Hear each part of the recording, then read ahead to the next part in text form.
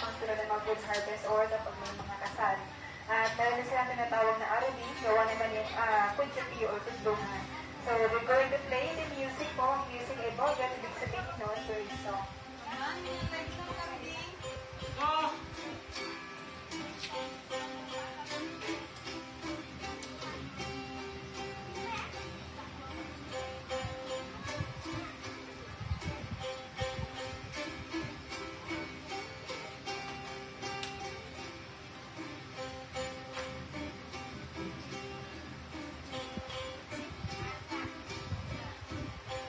Okay, so yun po yung kanilang boget or bird song. At kalimitan sa music nila is more po siya sa nature.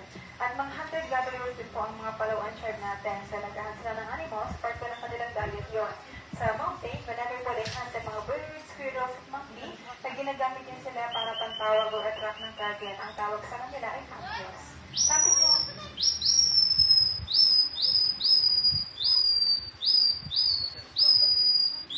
okay, para siyang sounds ng bird and squirrel. So kapag visible na yung target, it's the time para i-prepare na kanilang sumpakan or sumpit. Now everybody, let's watch them sa target ng throwing.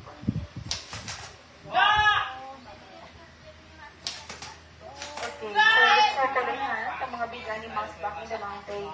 So dito po, of course, we discourage them to hunt. Discourage natin sila mag-hunt kasi as we can see po, hindi na ganun kayaman ng ating environment. And according sa tribe natin, they can hit farther than that, mas malayo pa yung tayo nilang tamaan, 30 meters away po yun siya sa pag-ibig na.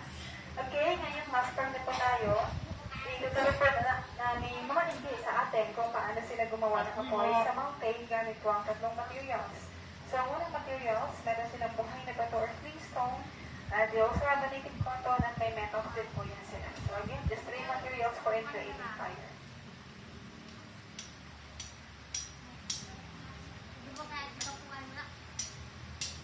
Uy! Hindi. Okay, marami pong spark kanina. But the problem is wala pong gumiligid sa cotton. Okay, again, another spark. At yung purpose ko ng cotton na yan para mag-catch yung spark.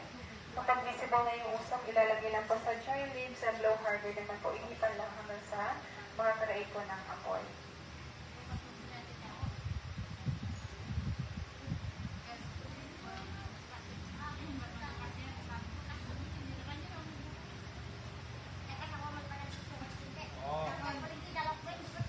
Okay, so yung isa pong hawak niya, yan yung pangingin ma'am na sinasabi ninyo kanina. According sa term natin na yung usok ng kanilang ilaw, nakakataboy siya ng mga bad spirits, bad luck, sa din po sa kanilang ulo at sa connection. So, dito po sa mga malingyan, everybody, sa bukat po niya yung usok. Parang siya amoy ng incense or kamangyan.